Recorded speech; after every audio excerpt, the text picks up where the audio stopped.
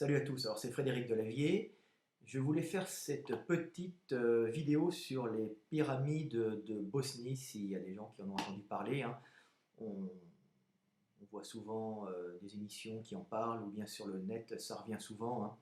Alors moi, je fais cette vidéo parce que sur mon Facebook, c'est fréquent que des gars, quand je fais quelques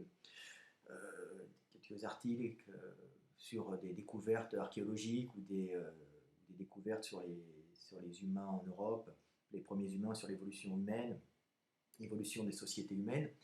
J'ai souvent des gars qui, par bonne foi, m'envoient des articles en référence sur la pyramide bosniaque ou qui me disent voilà, on a découvert ça, c'est fantastique. Alors malheureusement, c'est pas du tout fantastique, hein. Donc c'est un côté fantastique effectivement au niveau de l'arnaque, hein. Donc ce sont les Bosniaques qui sont fabuleux en arnaque, hein. Donc ce n'est pas du tout une pyramide, hein, c'est une pyramide, c'est pas une pyramide d'ailleurs, c'est avec deux côtés, hein. Donc c'est deux côtés, vraiment deux pentes assez anguleuses, hein, d'une montagne, hein. Mais ce qu'il faut savoir, c'est qu'il y a des petits malins en Bosnie qui se sont dit il y a un moyen de faire de l'argent. Et ils ont déclaré que c'était une pyramide. Alors il se trouve que pas loin de là, il y a une vieille mine désaffectée qui doit dater, je ne sais pas, du Moyen-Âge, même peut-être plus vieille, hein, parce que des mines en Europe, il y en avait plein, même à l'époque du cuivre, hein. Ça se trouve, c'est une mine préhistorique, ça se trouve, c'est une mine moyenâgeuse. Donc je pense que c'est plutôt moyenâgeux. Donc ils ont dit que c'était les couloirs d'une pyramide et que dedans il y avait un système d'ionisation pas possible. Donc on entendait des, des forces telluriques et tout le tralala. Donc c'est du délire. Ça serait génial que ce soit vrai, qu'une civilisation, comme ils disent, qui date d'il y a 12 500 ans, donc plus vieille que les pyramides égyptiennes, hein, les grandes pyramides qu'on connaît, soit apparue en Europe. Alors ça serait fabuleux, mais manque de peau, ce n'est pas une civilisation du tout, c'est une arnaque à la communauté européenne, hein, avec bien sûr le bon vouloir de la communauté européenne qui n'en a rien à foutre. Je vous explique un peu comment ça se passe. On est en Europe centrale, on est dans les Balkans exactement, hein. Moi, je suis pas loin. Moi, j'habite à la frontière, pas loin de la frontière serbe. Donc là, je vous parle de là, hein.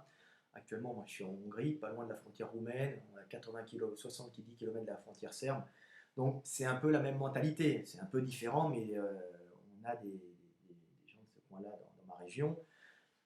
La Hongrie descendait, les Hongrois étaient jusqu'en Serbie, hein, avec la Voïvodine. Donc, il y a une mentalité générale que je connais puisque ça fait plus de 25 ans que j'y vis, hein, que j'y tourne, hein, et que j'y vais même avec mes copines faire les marchés dans le coin. Donc, il faut savoir que c'est une arnaque à la communauté européenne. Ce qui se passe, c'est qu'avec la rentrée de ces pays qui désirent entrer dans la communauté européenne, ça attire énormément les investisseurs, comme les Allemands, hein, qui parlent, c'est surtout les Allemands qui sont là-bas, on va dire, qui culturellement avaient déjà avaient déjà des populations dans le coin. Alors, par exemple, sur toute l'Europe centrale, il y avait les Saches, hein, qui étaient dans le coin, qui formaient la communauté allemande et qui formaient les ingénieurs du coin. Les villes étaient en camembert, hein, avec ce qu'on appelle des espèces de ghettos. Il y avait le quartier roumain, le quartier serbe, le quartier allemand, le quartier hongrois, le quartier slovaque. Donc tout ça, c'était des quartiers avec des gens qui avaient des langues différentes, mais qui avaient souvent chacun une fonction différente dans la société du coin d'Europe centrale. On n'est pas en France, on n'est pas en Germanie non plus, en Europe du Nord, on est en Europe centrale. Donc il y avait ces régions-là. Donc ce qui s'est passé, c'est que les Allemands, actuellement, de par leur connexion en Europe centrale, hein, essaient de revenir progressivement là-dedans et allongent à coup de fonds de communauté européenne, allongent de l'argent pour les dirigeants du pays, ce qui permet d'acheter si vous voulez, le silence.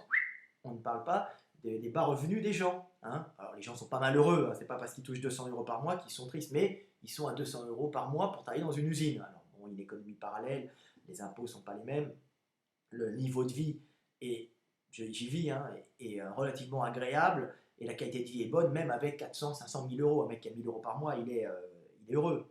Donc en Bosnie, c'est en dessous, le niveau de vie, c'est moins, hein. Il y a la Roumanie, déjà, c'est pas top, Dacia s'y est installé. Dacia, c'est les Français de chez Renault, hein, je crois. Donc ils sont installés pour faire leur petite voiture pas chère avec les petites mains roumaines, et puis ils ne ramènent pas l'argent au pays, hein. L'argent reste là-bas ou va sur des comptes via des sociétés au Luxembourg ou ailleurs. Elle n'est pas réinvestie dans l'économie française. Alors les Allemands font la même chose. Eux ils veulent faire de la production sûrement en Bosnie, donc ils allongent des fonds là-bas, hein, qui donnent aux dirigeants, qui donnent aux ministères. Hein. Bon, faut savoir que ce sont des groupes de copains et des mafias de copains qui prennent le pouvoir, hein, souvent, hein, dans ces pays. Hein. C'est pas des castes comme en France, où c'est pas quelque chose de très réglé, très hiérarchisé comme en Allemagne. Hein. C'est des mafias de copains, un peu comme en Russie, mais bien moins, surtout en Bosnie, bien moins organisé, bien moins technologique. Donc, les Allemands donnent de l'argent, hein, on va dire que la communauté européenne, mais en réalité c'est les Allemands, parce que ils en ont rien à foutre, et l'argent après est redistribué. Bah, elle est redistribuée en général pas dans des trucs forcément utiles. Hein. Donc, ce qui se passe, c'est qu'elle est redistribuée au ministère bosniaque, par exemple de la culture, ou au ministère oui, de la culture et de l'histoire. Il se trouve que le mec qui a fait cette histoire des pyramides, visiblement a des potes au ministère, puisqu'il a reçu des subventions du ministère pour faire ses fouilles. Ce sont des fouilles complètement bidons, hein, mais la communauté européenne ne va pas vérifier ce que fait la Bosnie avec son argent. Hein. Donc l'Europe donne de l'argent au ministère au ministère, au ministère de la Culture et des Arts, je ne sais pas, bosniaque, qui lui-même redistribue à ses potes. Et ses potes devant justifier les recherches. Alors ils ont trouvé le truc magnifique de dire qu'ils avaient une grande pyramide, donc ils font 3 fouilles bidons, hein, et puis là-dessus les mecs se tirent plein d'argent de la communauté européenne qui viennent du ministère, et malheureusement il y a pas mal d'églises, je sais qu'il y a un scandale, hein, il y a pas mal de monuments qui tombent en ruine, qui sont d'époque, je crois qu'il y avait des églises orthodoxes, je crois qu'il y avait pas mal de monuments d'une grande qualité artistique, d'une grande qualité architecturale, qui sont en train de tomber en ruine, parce que l'argent est en partie happé, en partie, parce qu'il doit y avoir d'autres arnaques, par cette histoire de pyramide qui, en fin de compte, qu'un gouffre à pognon de la communauté européenne pour lui piquer l'argent. Vous voyez, piquer l'argent, notre argent, plutôt l'argent des Allemands, on va dire, parce que c'est eux qui donnent le fric.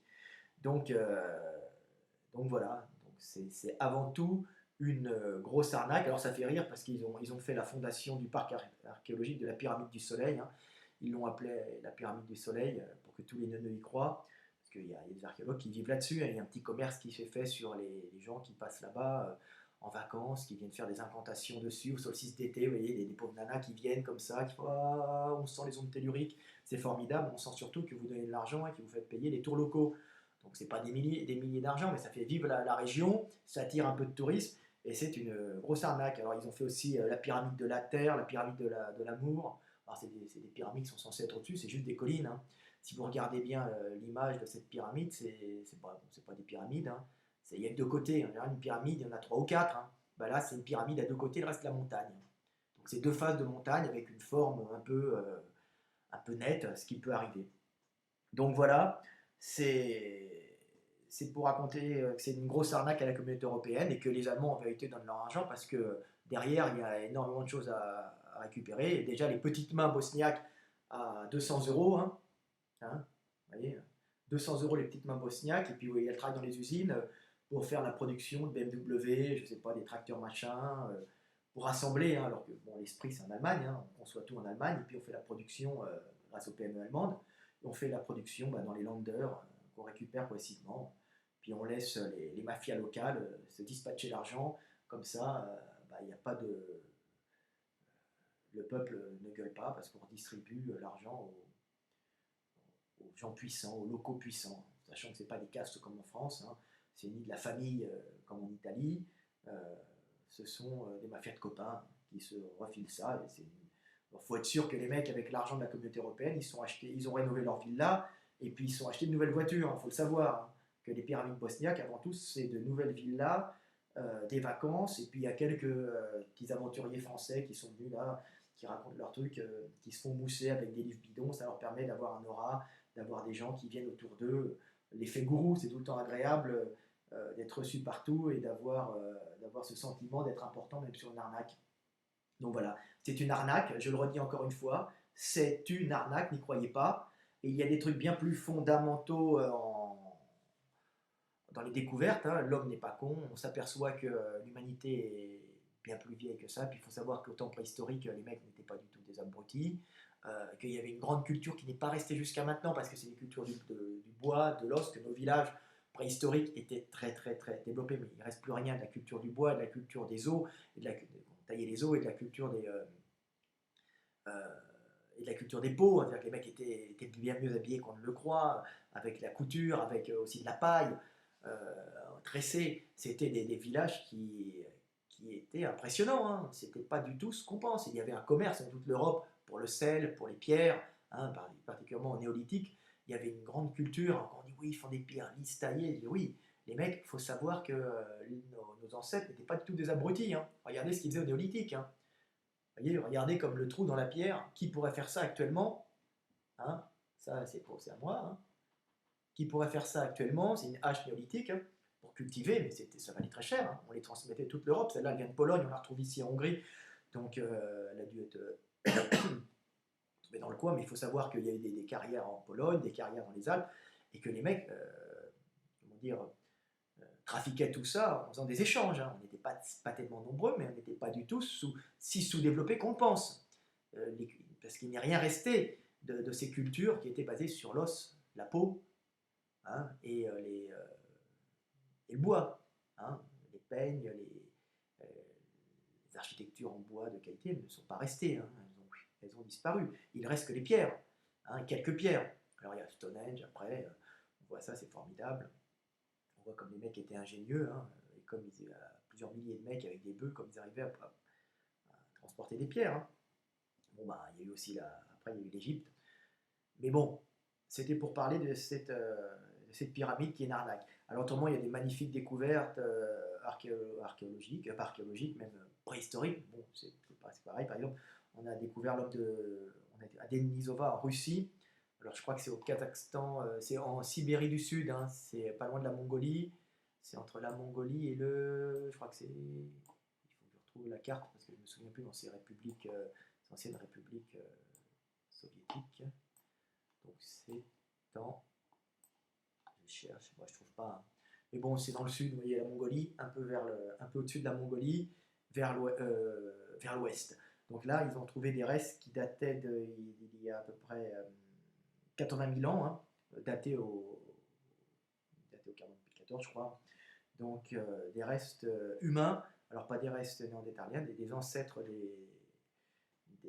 des Océaniens, hein, donc les habitants de l'Océanie, des îles, certaines îles du Pacifique et de l'Australie, je crois, donc qui sont des premières migrations humaines. Donc elles sont passées là il y a 80 000 ans, hein, donc on disait que l'homme remontait, le sapiens est monté il y a 40 000 ans en Europe, donc non, mais il y a eu des sapiens différents et des montées progressives, et là on s'aperçoit par ces découvertes fabuleuses que ça remet tout en cause les migrations humaines. Alors c'est pas que il y a eu les Néandertaliens avant, hein, qui sont arrivés, et après les sapiens, on s'aperçoit que l'histoire est beaucoup plus complexe, qu'il y a eu plusieurs montées successives d'Afrique, hein, et pas les Néandertaliens, les pré-Néandertaliens qui sont transformés en Néandertaliens en Europe, et il y a eu plusieurs montées successives d'hommes qui ont vécu dans leur coin, qui ont eu le temps de s'isoler un peu génétiquement, de former de nouvelles sous-espèces, entre guillemets, parce qu'ils étaient reproductibles, et puis on s'est aperçu qu'ils se reproduisaient entre eux, et qu'il n'y a pas eu une montée sapiens il y a 40 000 ans qui a envahi tout,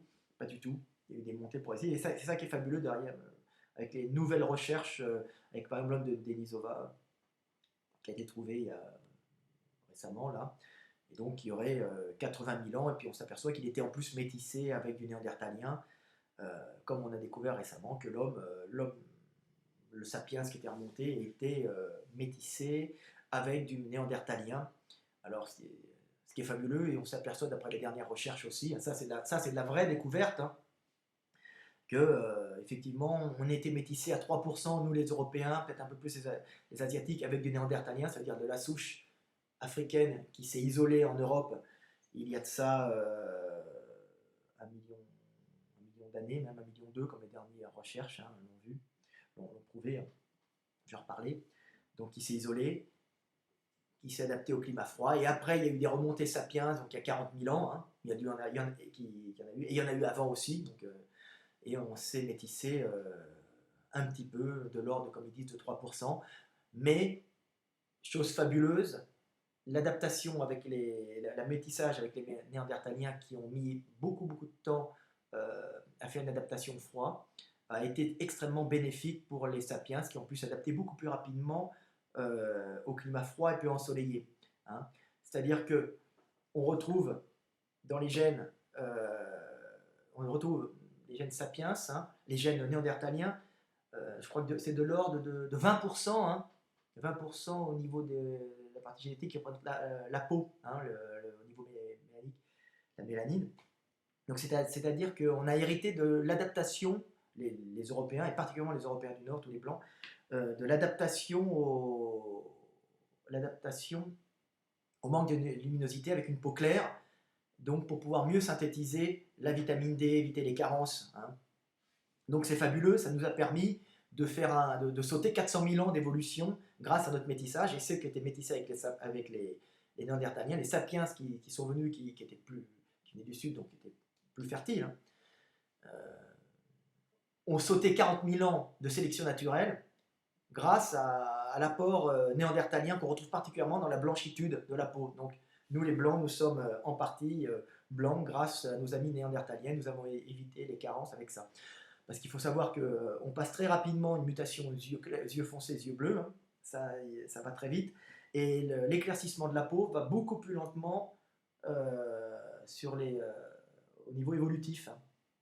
C'est sur moult générations, c'est même plus de la dizaine de milliers d'années, c'est de la centaine de milliers d'années hein, pour devenir bien blanc. Donc on a eu cette chance d'avoir les gars qui avaient déjà fait le travail, donc qui avaient déjà été sélectionnés, qui avaient déjà eu des carences, qui étaient morts, et c'était juste les mieux adaptés qui avaient survécu, donc on a pu avoir cette magnifique adaptation des Néandertaliens.